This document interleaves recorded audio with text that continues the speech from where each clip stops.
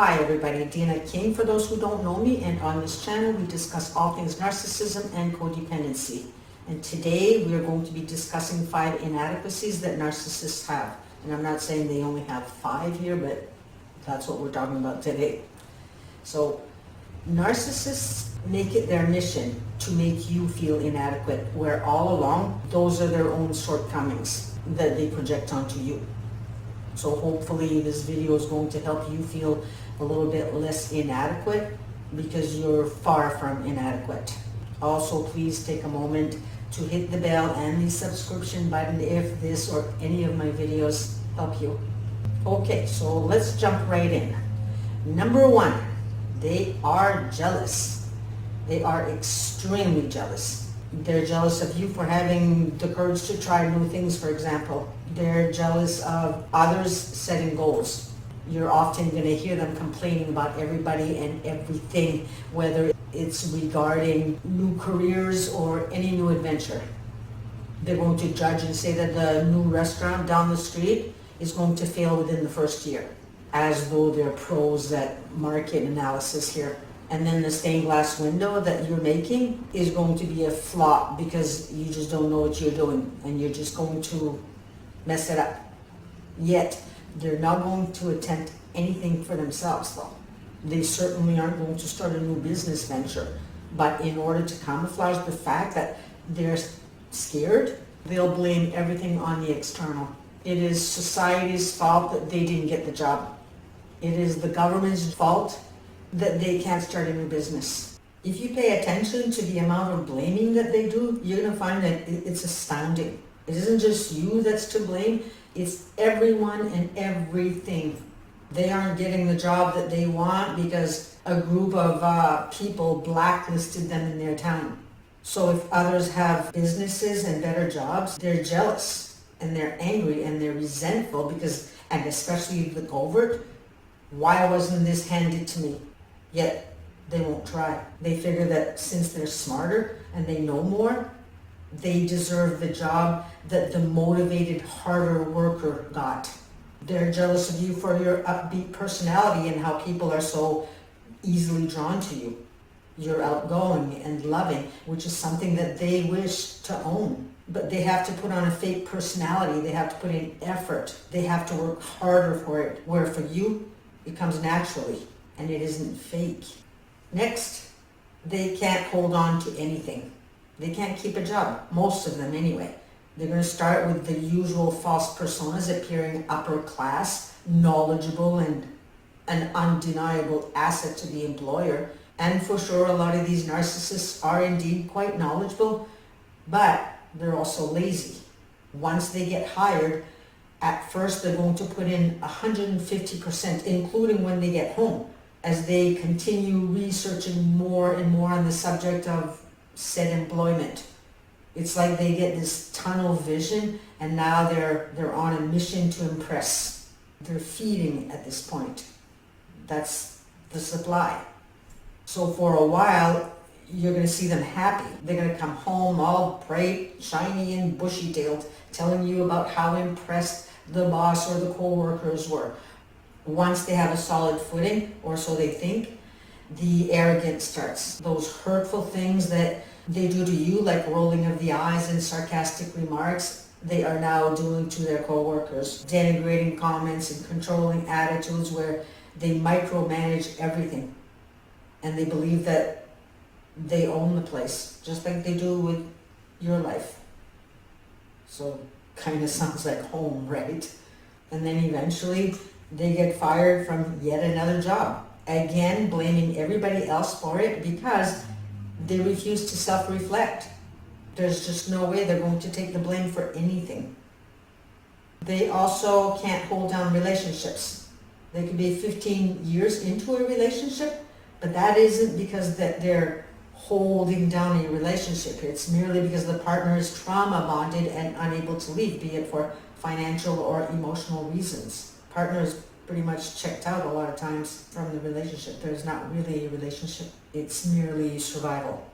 And then there's also relationships with friends, if you can even call them that, or relationships with siblings, parents, where the family stays away from them as much as possible. They put up with them because they're blood. And then the same goes for the children of narcissists. Number 3, they cannot survive on their own. Without somebody acknowledging them at all times, narcissists, they don't do well at all. For example, if they go to work and they have a really ordinary day where nothing special happens, you're going to see them come home unhappy. They're bored and they're frustrated. As in a relationship, they also need that extra spark of acknowledgement at work in order to be happy. They need coworkers or employers to say or demonstrate how happy they are with their work. They need to feel special, and that's every day. And it can be a simple phrase like, what would I have done without you? Or, thank goodness you saved the day. And now they feel tall. They'll drive home playing the statement over and over in their heads, and this energizes them. You know that feeling of joy that you feel when you think of something amazing? That's the feeling they feel.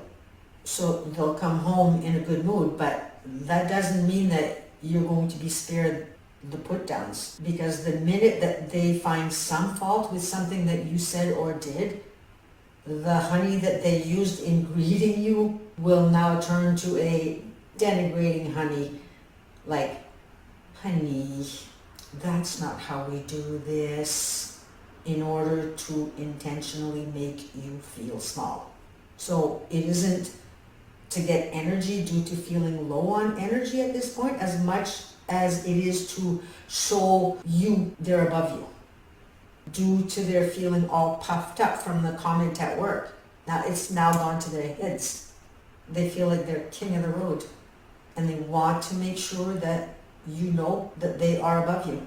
But what they don't realize is that while they believe that you're in awe of them or in fear or whatever, you're actually put off by them. They may be smart, but they're also really dumb. But in all of this, paradoxically, they can't survive without you either, because you are extensions of them. Russell Belk, a writer and researcher whose research involves the meanings of possessions, wrote this paper in 1988 called Possessions and the Extended Self. He states that an individual, their concept of self can extend outside of the body. So basically, you don't exist to the narcissist except to serve. They don't see you as a separate person. Your needs and wants are insignificant to them. They don't believe that you matter unless they need something that involves them having to put in effort into the relationship in order to get said thing. An extension of self is, it's like their vehicle, for example. There is the me and then the my vehicle. It is a part of them that is there to serve them. It's an object. And so are you, unfortunately. You are a slave that they purchased. You belong to them for whatever services they need rendered. Another way to look at this is, say, the big boss and his secretary that takes care of every minute detail. They have their business, and the secretary is an extension of that. The secretary ends up living to serve them. And I'm not saying all business owners here. They need you for attention. They need you for affection. They need your acknowledgement. They need your vehicles. They need your houses. They need your reputations, etc. In their minds, you are not a person. They own you. Okay, so number 4 is they are paranoid. They are extremely paranoid. And to some, it can even go so far as to believe that they're being followed or their phones are tapped, because they have this illusion of being that important. Narcissists believe that everybody is conspiring against them. And it's only natural that they would think that, because they themselves are constantly conspiring. They manipulate through triangulation. They talk badly about how wrong people are or how incompetent people are. We tend to believe that people are the way that we ourselves view and treat others, and that's why you believe that deep down the narcissist is a good person. and often trust what they say because you yourself are a good and trusting person. That's who you are. So in your mind, why would anybody lie about something, for example? So while you're placing all your trust in them, they are stabbing you in the back. They believe that you're cheating on them, or at least desiring somebody else. They'll believe that their closest friends are stabbing them in the back, or they want to sleep with you. They believe coworkers are trying to get them fired. And what's interesting is that all of this is often self-prophecy, because they end up creating all of these events through their behavior, but they don't see it. They just sit back and say, see, I told you so. Number 5, they are insecure. Narcissists may show themselves to be these all-powerful, godlike people, but make no mistake, they are opposite of that, which is why they have created this false self here. In life, mostly everything has an equal opposite: male, female, hot, cold, soft, hard. So when it comes to an abuser, it is said that to the degree that they can be loving is to the same degree that they can be violent. So in their case, to the degree that they show themselves to be all-powerful is to the degree that they feel disempowered. So yes, they are that insecure, which is why they take everything the wrong way. And I mean everything. If you wrap your arms around yourself because you're feeling a little bit chilly, that to them will be taken as you being a belligerent. They'll be grilling you on why you're this angry person. And no amount of arguing with them that you're just cold is going to convince them otherwise. Or they're going to be convinced that something is wrong again and you're looking for trouble if you don't reply right away to a statement they made, even though they're constantly doing that to you. The covert and the vulnerable ones are going to have such low self-esteem that they will often avoid socializing, and if they do, they'll be especially quiet, which is quite opposite of what they are on the home front. At home, they brag and go on about their knowledge, especially the cerebral ones, but quiet in public, fearing being mistaken on a subject or not being able to answer a question. That would be unfathomable for them, so they choose to remain silent and just listen. The very thing they don't do at home. And they're also very, very insecure regarding intimate relationships, and they're afraid of abandonment because one day you might just figure them out and you're going to find out all along that they were never really much to write home about.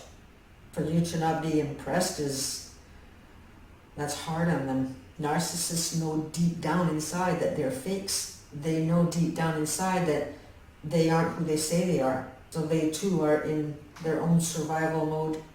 But their survival modes and yours are quite different. Your survival mode consists of cooperation with intentions of healing, where theirs consists of destruction and intentionally harming. You can look at a bear in your yard and think how cute this bear is and how lovable. But no matter what, you know that you can't approach them because they'll destroy you. Okay, so these are the 5 inadequacies that I wanted to talk about. All along you've seen that it was you that was less than and that they're stronger and smarter and more capable than you, but that isn't so. And yes, of course, you do have those feelings of inadequacy due to your childhood, your upbringing, and so we attract what we feel inside. But remember, we're always willing to change as codependents. When we fall into the gravitational pull of a narcissist, we are entering a significant life lesson that involves learning how to create boundaries, self-respect, and resilience. And through trial and error and a lot of pain, our connection with narcissists teaches us the necessary lessons that we need to become whole.